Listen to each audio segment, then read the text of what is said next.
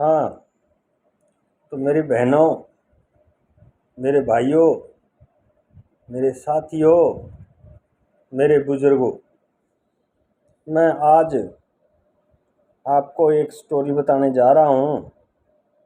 कृपया ध्यान से सुनो, क्योंकि मैं एक सत्संगी आदमी हूँ और सत्संग वगैरह करता रहता हूँ, भजन कीर्तन भी करता रहता हूँ, यूट्यूब में डालता रहता हूँ। तो ऐसा करने से आदमी को कुछ नॉलेज बढ़ जाता है। मैंने बहुत सी जगह बहुत से आदमियों से ऐसी बात सुनी है जो ये कहते हैं कि मैं तो कृष्ण जी की पूजा करता हूँ। किसी और से पूछा जाए तो वो ये कहता है कि मैं तो रामदेव जी की पूजा करता हूँ। किसी और से पूछा जाए तो वो ये कहता है कि मैं तो परशुराम जी की पूजा करता हूँ। ऐसा वो लोग क्यों कहते हैं? वो लोग ऐसा इसलिए कहते हैं कि उनको ज्ञान नहीं है, उनको पता नहीं है कि परशुराम कौन है, राम कौन है, कृष्ण कौन है। ये चीज़ वो जानते नहीं हैं, इसलिए वो जिस देव की पूजा करते हैं उसी के बारे में वो बताते हैं। लेकिन मैं आपको बताने जा रहा हूँ कि हमारे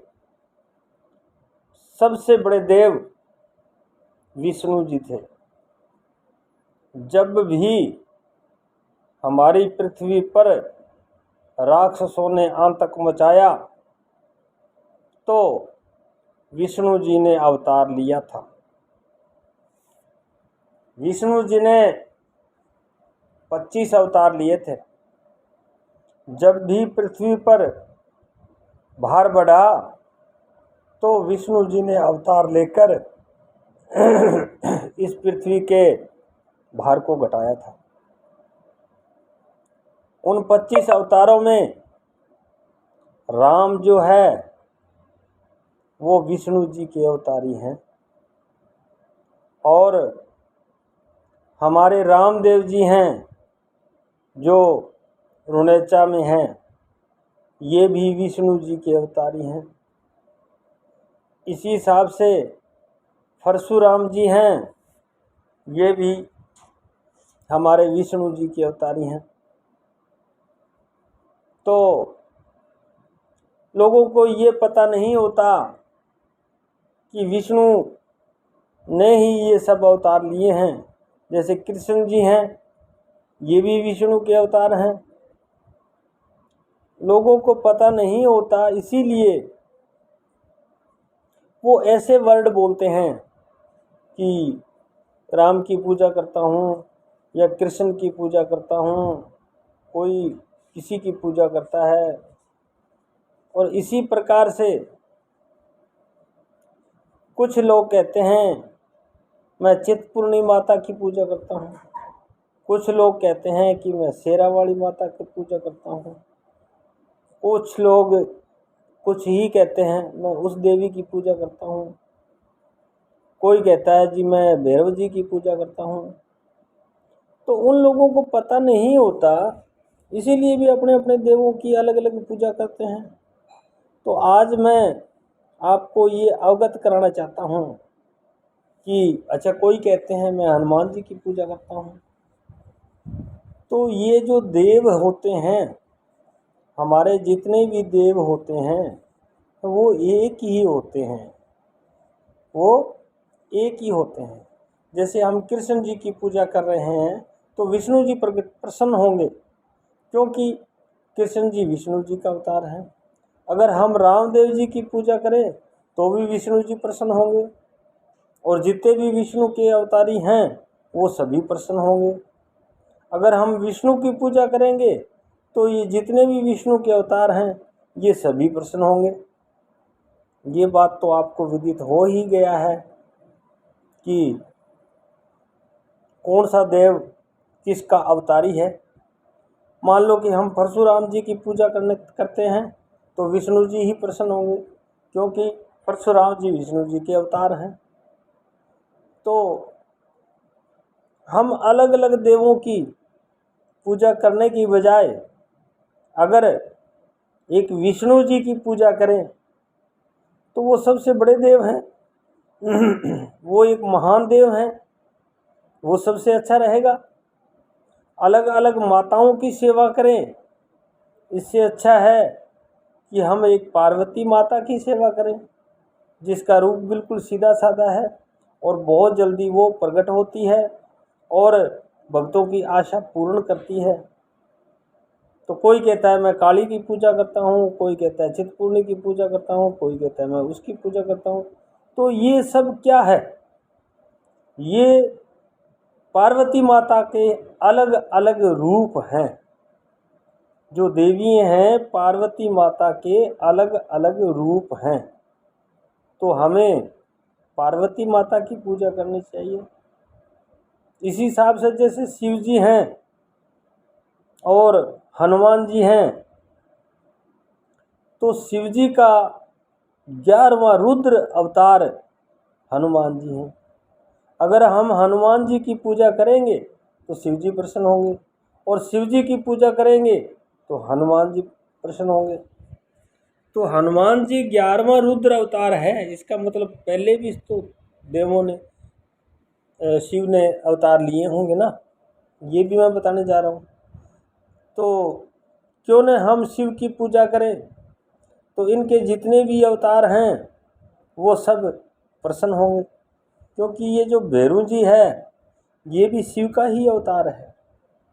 कुछ लोग कहते हैं हम भैरू जी की मानते हैं, भैरू जी का जागरण कराते हैं और हमारा तो भाई भैरू जी ही सब कुछ है। अरे तो वो भैरू जी आपका सब कुछ है भाई, ये तो बात ठीक है, लेकिन भैरू जी भी तो शिव का ही अवतार है। तो इस स्टोरी को मैं लंबी चौड़ी न करने के बजाय यहीं पूर्ण विराम देता हूँ, क्योंकि लंबी स्टोरी लोग सुनना पसंद कम करते हैं, लोगों के पास समय कम होता है। और दूसरी ये कलयुग का समय चल रहा है, इस युग में भगवान और देवी देवताओं को लोग कम ही मानते हैं और ज़्यादा फिल्मी गानों में ही लगे रहते हैं। तो मेरे भाइयों, मैं आपको ये बताने जा रहा हूँ कि ज़्यादा फिल्मी गाने न सुने, वो आपके किसी काम के नहीं हैं, चाहे छोटा है या बड़ा है। हमें ईश्वर ने जीवन दान दिया है, और जब हम माँ के गर्भ में थे उस समय हम बार बार ईश्वर से निवेदन करते थे कि प्रभु मुझे मुक्ति दिला दो, मैं पृथ्वी लोक में जाकर रात दिन में आपका सुमरण करूँगा। लेकिन जैसे ही बच्चा जन्म लेता है वो इस बात को भूल जाता है और खेलने कूदने में लग जाता है। उसके बाद जब वो थोड़ा जवानी में आ जाता है तब वह गृहस्थी में फंस जाता है, रुपए पैसे के जाल में फंस जाता है और ईश्वर को भूल जाता है कि तू पीछे वचन दे के दिया था तेने प्रभु को, मैं आपकी पूजा करूँगा। लेकिन लोग नहीं करते। और जब बुढ़ापा आ जाता है या मरणशैया के नज़दीक पहुंच जाता है, उस समय वो कुछ बातें समझता है, लेकिन तब तक वक्त निकल चुका होता है। और वह जब मरता है तो उस समय भाई बंधु रिश्तेदार बेटे बेटी उसके साथ देने वाला कोई नहीं होता। जब यमराज जी आते हैं तो उसकी आत्मा को ले जाते हैं और कोई साथ देने वाला नहीं होता। इसलिए मैं बार बार आप भाइयों से ये निवेदन करता हूँ कि आप की उम्र चाहे कोई है, चाहे आप 10 मिनट ही क्यों न लगाएं, लेकिन किसी न किसी देव की आप पूजा ज़रूर करें, ताकि वो जो आप पूजा करोगे वो ही आपका धन है, वो आपका धन है और वो ही आपके साथ जाएगा। हमने चाहे यहाँ करोड़ों रुपए कमाए हैं, हमने चाहे कितने ही बिघे ज़मीन बनाई है, वो तो हमारी औलाद ले लेगी, हमारे साथ कुछ भी नहीं जाएगा। हमारे साथ वो ही जाएगा जो हमने कर्म किए, जो हमने भगवान की भक्ति की, वो हमारे साथ जाएगा। तो हमारी मेन धरोहर वो है। मैं ये नहीं कहता आपको कि आप अपने परिवार को मत संभालो या परिवार का लालन पालन न करो। आप सब कुछ करो, क्योंकि वो भी आपकी एक ड्यूटी है कि आपको वंश को आगे बढ़ाना है।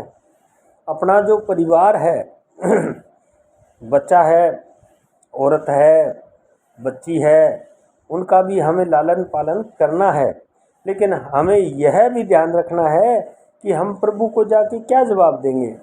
हम वादा करके आए थे इस पृथ्वी लोक पे, इसलिए उस वादे को पूरा करने के लिए चाहे हम 10 मिनट ही पाठ पूजा करें और हम धार्मिक प्रवृत्ति के बने रहें, किसी का दिल न दुखाएं, किसी की संपत्ति न हड़पें, किसी को परेशान न करें और हर जीव की इज्जत करें, यह हमारा धर्म बनता है और ये हमारी एक तरह की भक्ति होती है।